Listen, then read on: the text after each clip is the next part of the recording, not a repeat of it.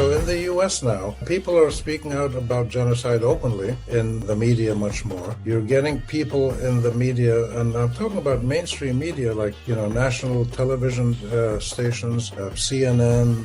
The host will be talking to one or two people who are pro-Israel or critical of Israel. And when the pro-Israel people start issuing their usual propagandist, rhetoric, for a century have successfully conditioned the American public to believe that Israel is great and right and moral and righteous, and the Palestinians are evil and violent and criminal and anti-Semitic. But the host will then stop the pro-Israeli speaker and say, look, stop giving me this Israeli propaganda. I want to talk about what's going on in Gaza or in Rafah. This is new. And the important thing is it's happening in almost all sectors of society, and it's happening at a faster and faster pace.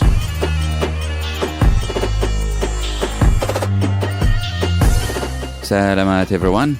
You are listening to Red Inverted Triangle. This show is about the ongoing struggle for liberation in Palestine, produced on the unceded lands of the Gadigal people. I'd like to acknowledge the traditional custodians of this land and pay my respects to their elders past, present and emerging. Like Palestine, Australia is the ground zero of a genocide that has been occurring for over 200 years and continues to this day. From the river to the sea, this always was and always will be Aboriginal land. My name is Ahmed. I am a Palestinian living on this stolen land, and I'll be your host. This podcast aims to provide the Palestinian story, Palestinian narrative. It's necessary because we live in a heavily indoctrinated society where, as Palestinians, being able to speak, to tell our stories and narrate is the ultimate form of resistance. That's right, resistance, hence the name of our show, Red Inverted Triangle. Each week, we'll be bringing you different segments, such as news updates from Palestine, Palestinian music, interviews with Palestinian figures or non-Palestinian figures talking about Palestine, and everything else related to Palestine. Thanks for tuning in, and long live the resistance.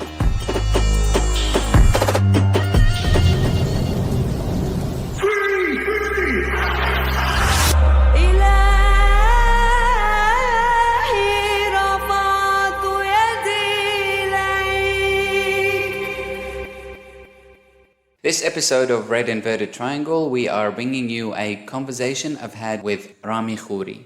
Rami Khouri is a Palestinian-American academic and journalist whose family resides in Beirut, Amman, and Nazareth.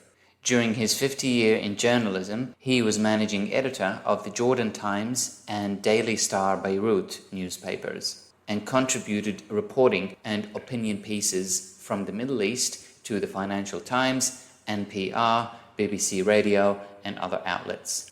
He founded and managed the Issam Faris Institute for Public Policy and International Affairs, IFI, at the American University of Beirut. He has been a Harvard Nieman Journalism Fellow and a Senior Fellow at the Harvard Kennedy School and a Fellow of the Palestinian Academic Society for the Study of International Affairs in Arab East Jerusalem. He is currently a Distinguished Fellow at IFI, a Senior Fellow at the Arab Center, Washington, D.C., a regular contributor to Al Jazeera Online, and a member of the Just World Education Board.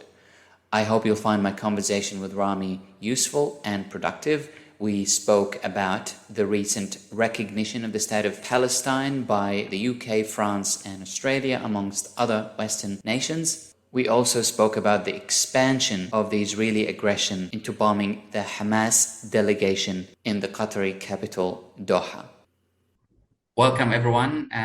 My name is Ahmed. I'm delighted to be in conversation once again with the one and only, the fantastic Rami Khouri. Welcome, Rami. Thank you, Ahmed. Glad to be with you again. Keep up your good work. My pleasure. Thank you so much. I want to delve quickly into the conversation. I know your time is limited. So recently we heard a number of countries in the Western realm planning to recognize Palestine at the UN.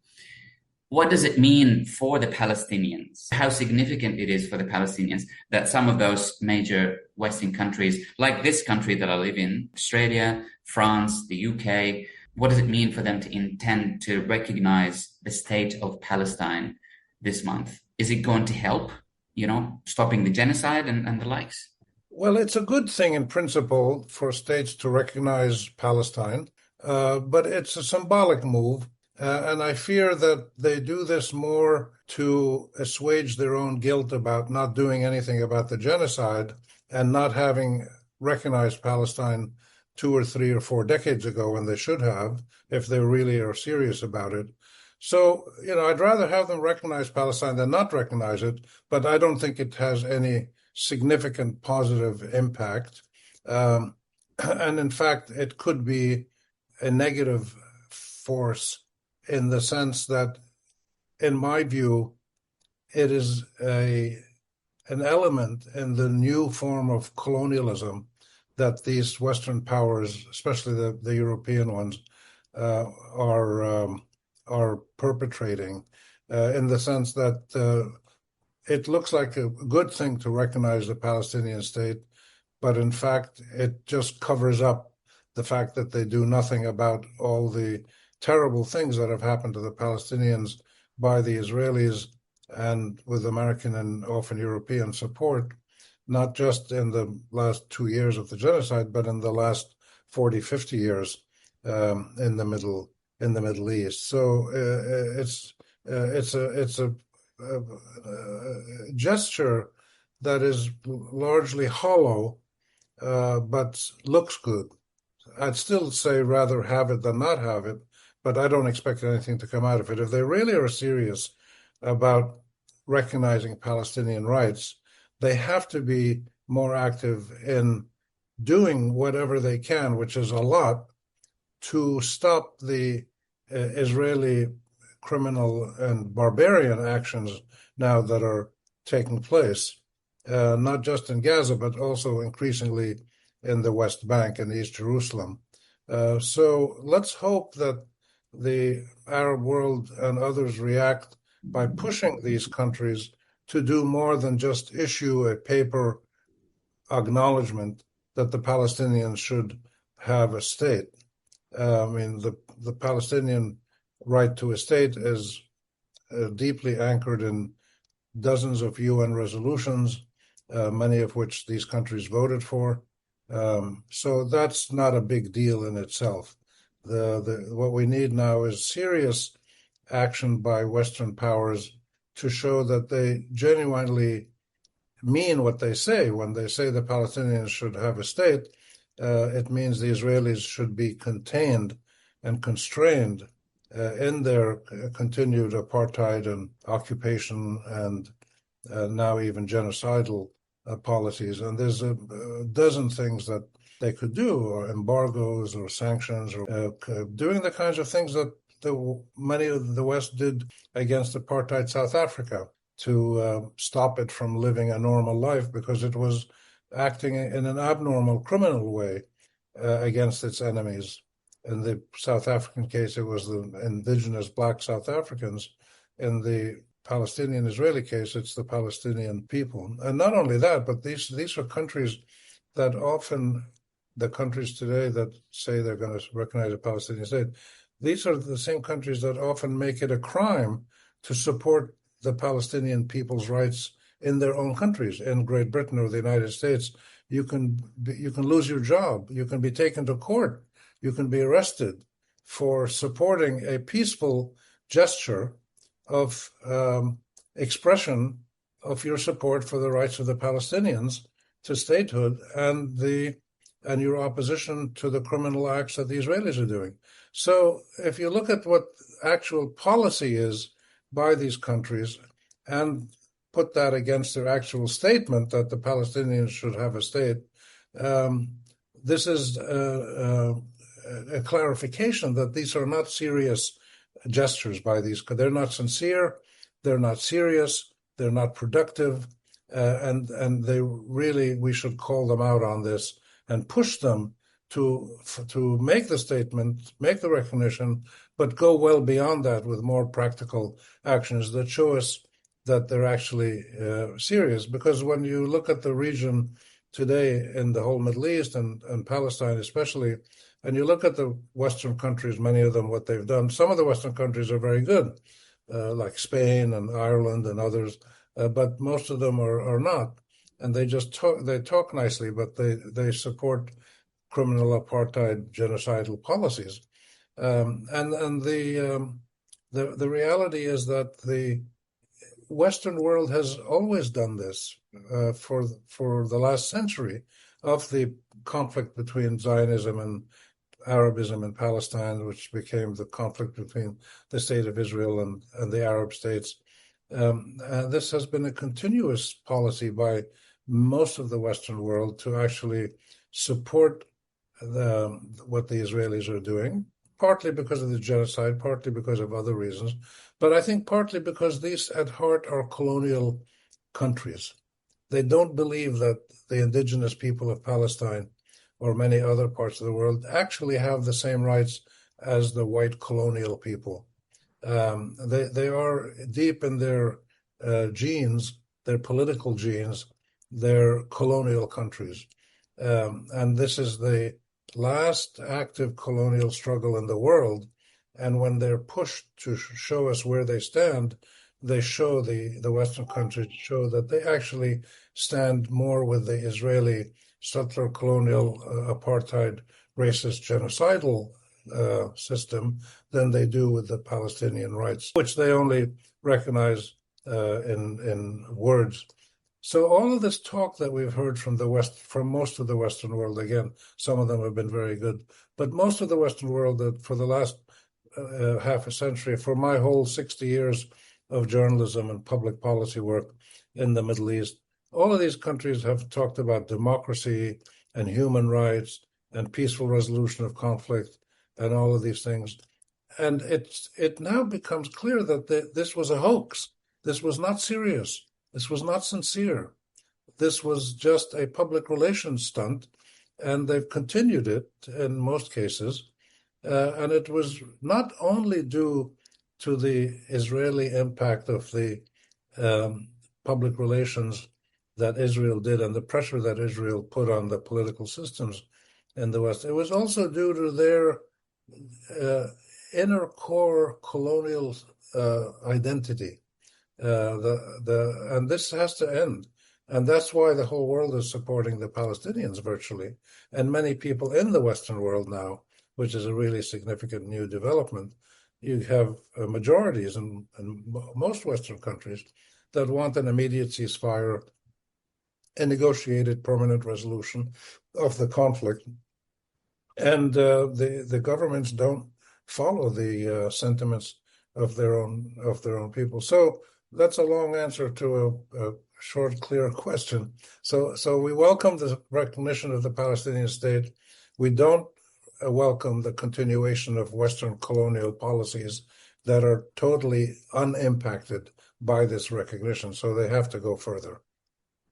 Absolutely. I mean, there's some sort of a colonial patronizing sentiment as well to that kind of recognition. Like we will recognize, like the UK, for example, Keir Starmer, we will recognize Palestine if Israel doesn't stop the genocide, or the French, we recognize the Palestinian demilitarized or something like that. So it's all that colonial conditioning to that sentiment. That's right. And this is just another way for them to show that they don't really believe that the Palestinians and the Israelis are both people who are endowed by God and by constitutionalism and by modern liberal political values, are both endowed with equal rights. And those equal rights need to be implemented simultaneously, not sequentially. The process for the last 50, 60 years has been that if the Palestinians and the Arabs are nice to the Israelis and treat them well and give them what they want, then maybe the Palestinians and the Arabs will get some of their rights. And this is just another form of colonialism. So we're really at a very important moment in modern world history that will clarify exactly what these Western so-called liberal countries, what they really stand for. And of course, you see more and more of them adopting right-wing fascist policies, including the United States, where I am now. So this is a critical moment, but let's build on that. If they come up with these recognitions of Palestinian state, then let's push them to build on them and expose their colonial contradictions and insincerities and force them to stop being colonial and start being reasonable and equitable, and they would be embraced with open arms all over the world. Couldn't agree more. I mean, talking about recognition of the state of Palestine and the non-recognition of what's actually happening on the ground in Gaza, as you know, the sentiment of genocide. Like we have a growing number of experts, international, non-governmental institutions, human rights institutions, Amnesty, Human Rights Watch. The UN recently came out with a report saying that Israel indeed is committing a genocide. We had this press conference with Chris Sidoti, who's an Australian as well. So how significant is the recent voting of the International Association of Genocide Scholars voting that Israel is committing a genocide in Gaza? Also, how significant is the UN report, the recent one, I think it was a couple of days ago, accusing Israel of a crime of genocide? Is that going to change anything on the ground eventually, long-term or short-term? These kind of moves could very well eventually change things on the ground. And in fact, that's how serious change has happened throughout history, for certainly modern history, is that people mobilize, people organize, people protest, people do political activism and lobbying and whatever, and they educate their publics, and they show people that the current policies they're pursuing are wrong, are hurtful, and maybe even criminal in terms of violating international law. So my experience over these 6 decades that I've been involved in journalism and public affairs certainly has taught me over and over again, starting in the 1960s when I was at university in the United States with the anti-war protests, anti-Vietnam War protests, and then the early years of the women's rights movements, or not the women's rights movement started before that, but the early new stage of the women's rights, equal rights movements, and the civil rights movement stage in the 60s and 70s, and the environmental movement. These 4 big forces all were very vibrant in the 1960s when I was in college, and the early 70s, and I watched it, and I was involved in some of these street protests and journalism and stuff. And it's very clear that change did happen. So the United States did eventually pull out of Vietnam. Laws were passed to make civil rights more equal for blacks and whites and others. Women's rights were improved, and environmental protection measures were taken eventually, but it took years, sometimes decades, for these sentiments to get into the public policy making process, meaning mainly the parliament, the governments, the executive branches and the parliaments had to pass these laws. So it takes a long time. You saw this in the anti-apartheid movement against South Africa as well. It took a long time for the world to finally push South Africa to end apartheid. And the United States and Great Britain were among the last countries to do this, because they're the 2 big colonial powers of the last century, the British in the first part of the last century, and the Americans after the 1950s became the dominant Western colonial power. And it's no surprise that they were among the last to go against apartheid by South Africa, and have been among the most fervent supporters of Israeli apartheid and racism and now genocide.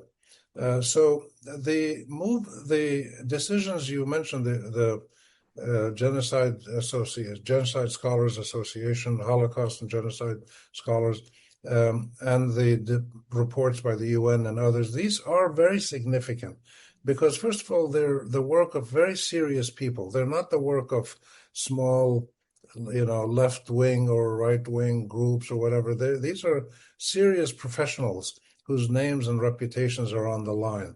And when they issue this kind of report, you can be sure that it's based on significant factual evidence. And I know some of there's a couple of people I know, American Israeli scholars here in the U.S. who are part of the genocide and Holocaust studies world and very respected ones. And they don't issue these statements lightly. And they told me that one of the reasons the statement by the Holocaust Scholarly Studies Association is important is because this group is a kind of conservative group. They're very quiet. They don't normally make this kind of public statement. So for them to come out and say this, even though not all their members voted, but that's irrelevant. Most people don't vote in national elections, but the result is the same. So the fact is that the association issued this statement in its name based on a vote of its members who voted. And for them to say this really should open our eyes. And the significant thing about that statement was it's linking what's going on now with previous moves by Israel, that this is not just something that started recently. This has been going on for mistreatment of Palestinians by Zionists and Israelis and their Western supporters has been going on for many decades. And similarly with the UN report, there's been many reports by UN agencies, by independent NGOs, Israeli groups, Arab groups, European groups. Many groups have come out and looked at what's been going on in Gaza and said this is genocide. And it's easy to reach that conclusion because the Genocide Convention of 1952, I think it was, has spelled out criteria. I think there's 5 or 6 specific criteria.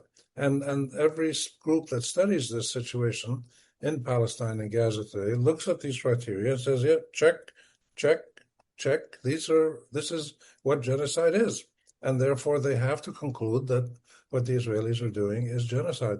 And this will have an impact more and more. The main area where this is having an impact up to now, I believe, has been among Jews around the world, especially in the United States and in parts of Europe.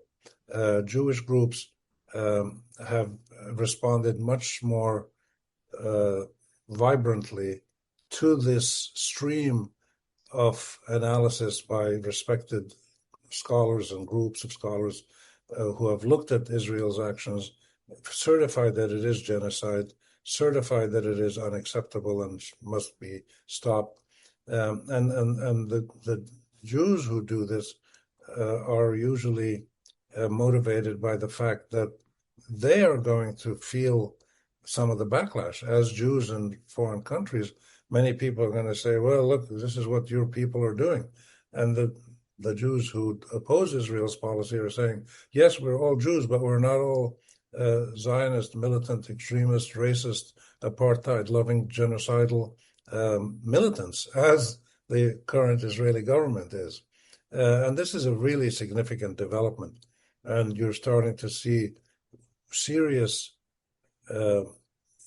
differences among Jewish populations, certainly in the United States, but also in other Western countries. You're also seeing this polarization in other critical groups, for instance, evangelical groups, some of the Republican groups, some of the MAGA supporters of Trump. In all of these groups, studies in the last month or two have shown that more and more people are breaking away from the former majority view amongst their members that Israel's not doing genocide and defending itself and we have to support them.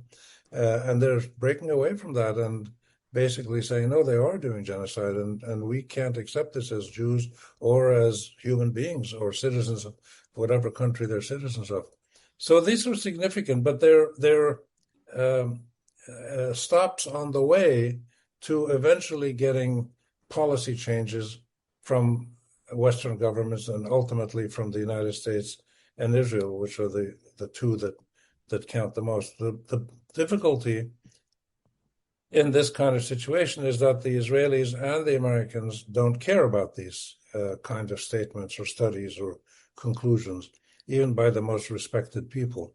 They don't care because colonialism isn't based on the acceptance of the views of all people. Colonialism is based on the idea that a small white minority has the total right to do whatever it wants, and there are dark-skinned people, people of color, and they have no rights, and we can kill them, we can put them in concentration camps, we can expel them, we can torture them, we can put them in prison, we can starve them to death as we're doing now.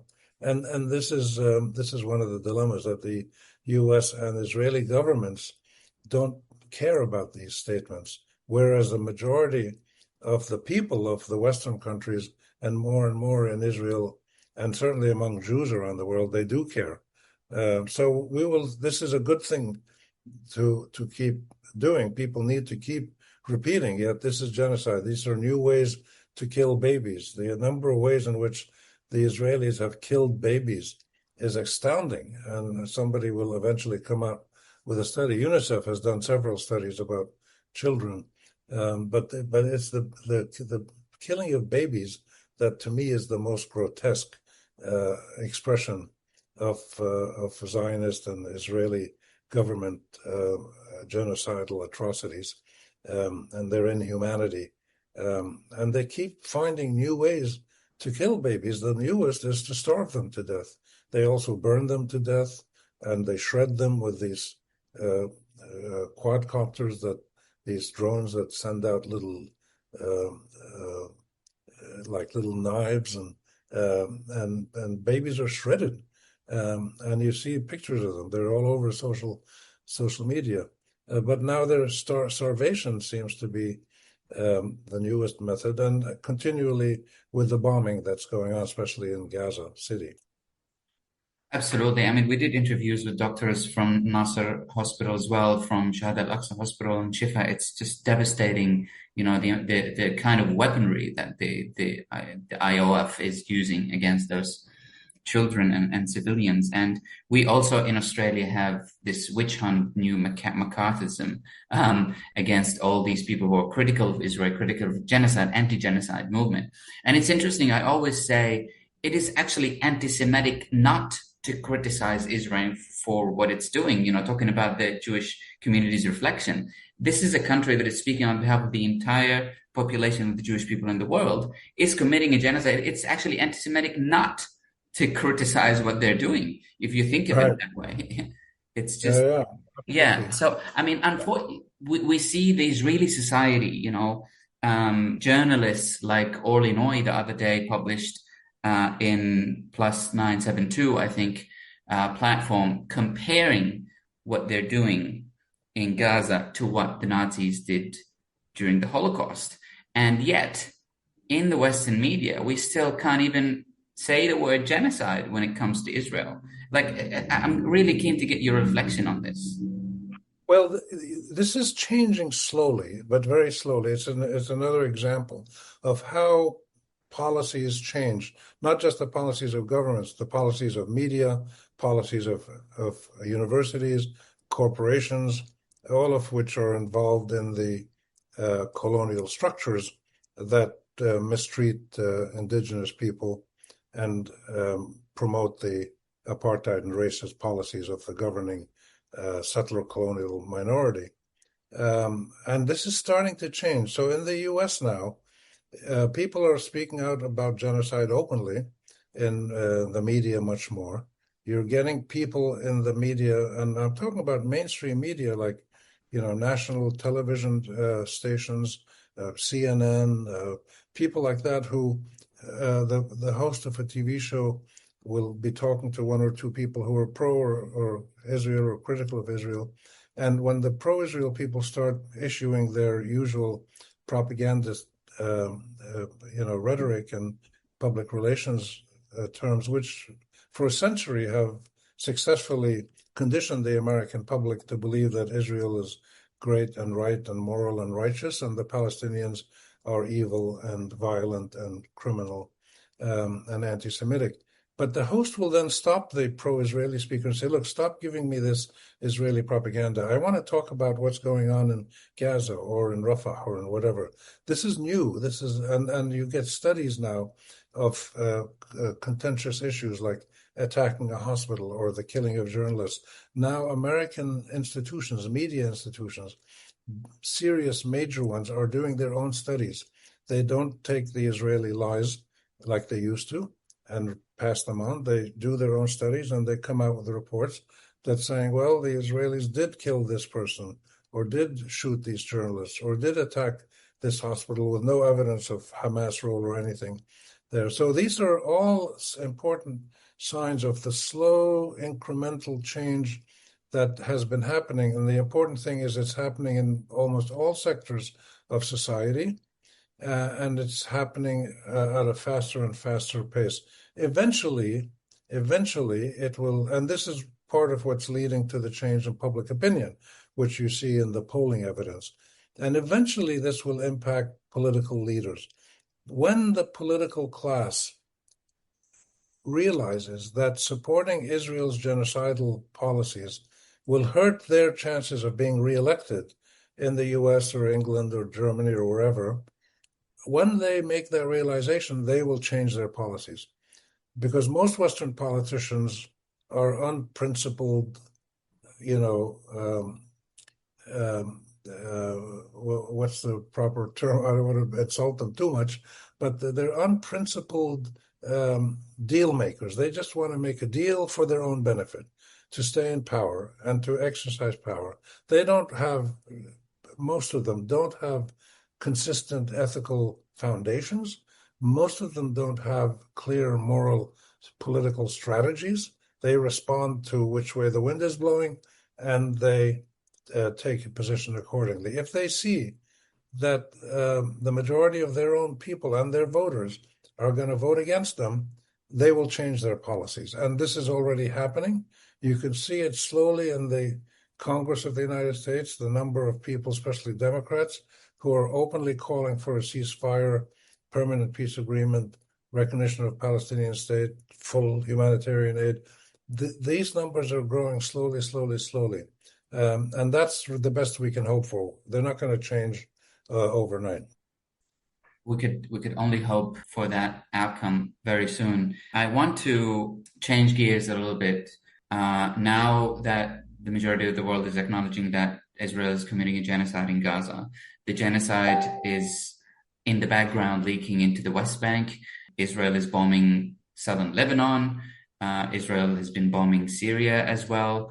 Israel has recently bombed Iran, has recently bombed the flotilla in Tunisia, and recently with the bombing of Doha. It was a huge surprise to many in the Arab world and internationally as well. I mean, one can't help but wondering what's next. So what's your reflection on bombing the Hamas delegation in Doha, in Qatar, in a sovereign country, sovereign Arab country? Yeah. Yes, and in your list, you didn't mention Yemen. They've been bombing Yemen all nonstop, as have the Americans and the British too. So the situation around the Israeli, it was an Israeli-American attack. The Israelis planned it and did it, but the Americans knew about it and provided logistical, direct or indirect support, because the Americans control all that airspace. Not just out of the base in Qatar and the Udeid Air Base in Qatar, but in other areas as well. And the British, of course, from Cyprus and other places. The Americans have total knowledge of everything flying in the sky that has an engine in it. They absolutely knew what was going on, and they didn't alert the Qataris, and they didn't push the Israelis to stop it. So we have to speak of an American-assisted, American-enabled Israeli attack.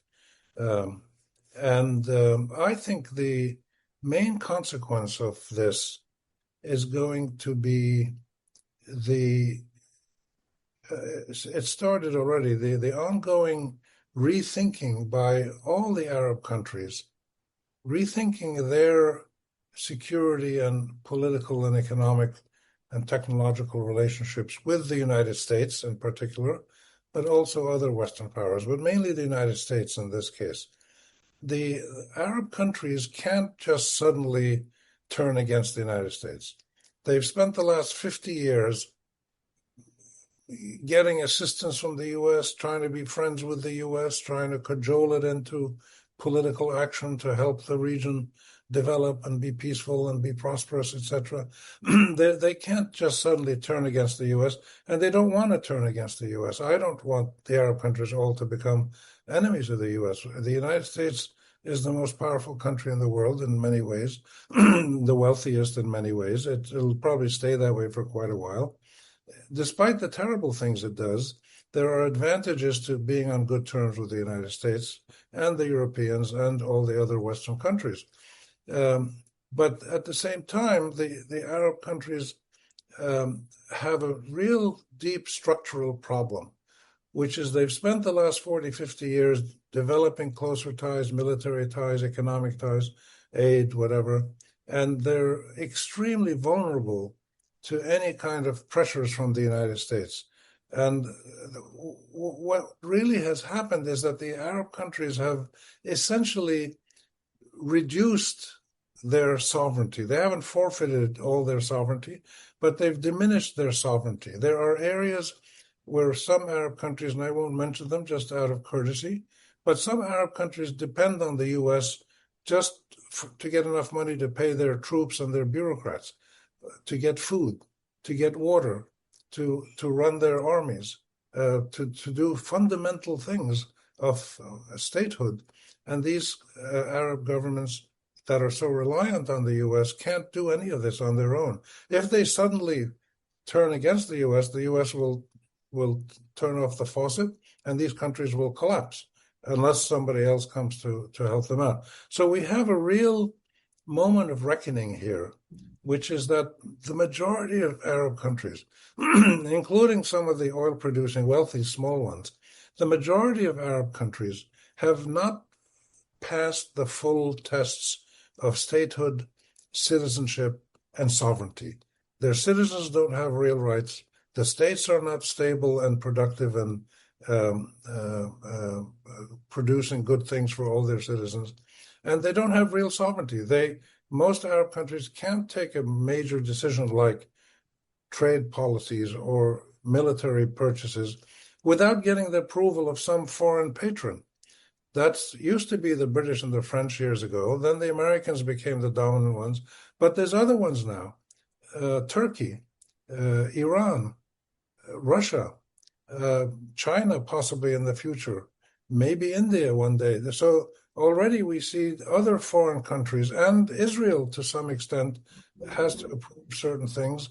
For instance, if Arab countries want to buy certain defense equipment from the U.S., the Israelis have to approve it because the U.S. is committed in an act of Congress to keep all the foes of Israel, all the real or potential foes, enemies of Israel, weaker than the state of Israel itself, militarily.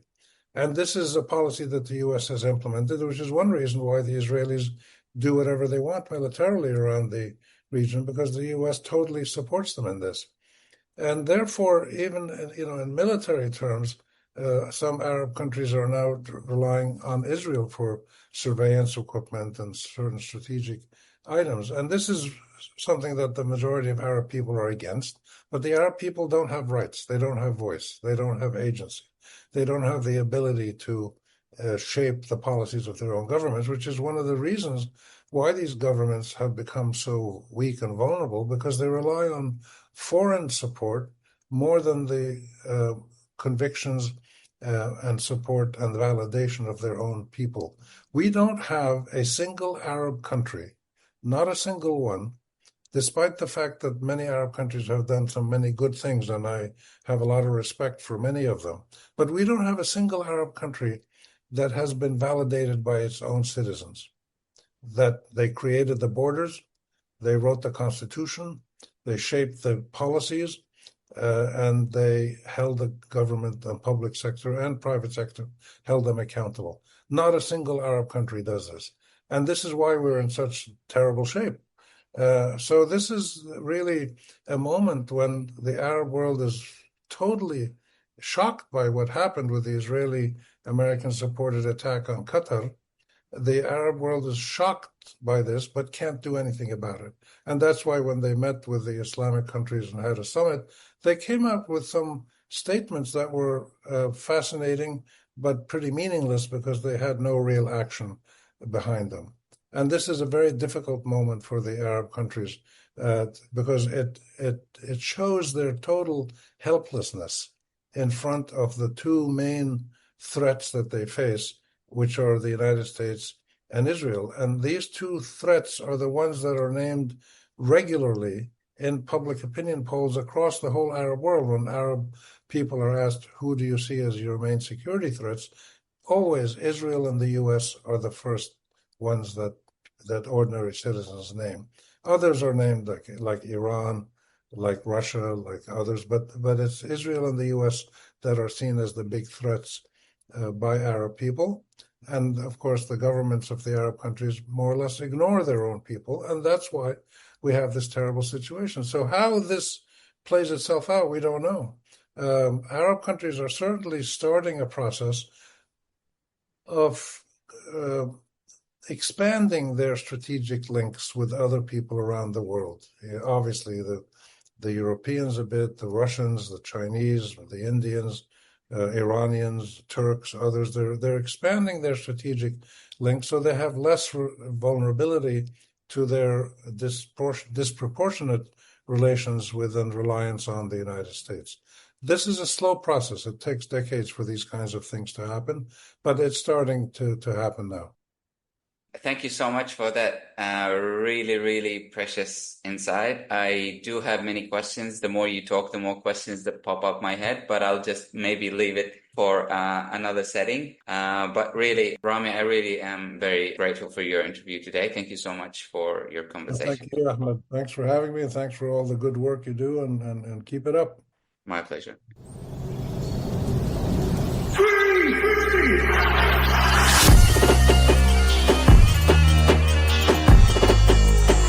You've been listening to The Palestinian Show, Red Inverted Triangle. If you'd like to learn more about Palestine, or if you'd like to get involved in the Palestine Solidarity Movement, please follow Palestine Justice Movement Sydney on Instagram or Facebook. And keep tuning in to Red Inverted Triangle. My name is Ahmed.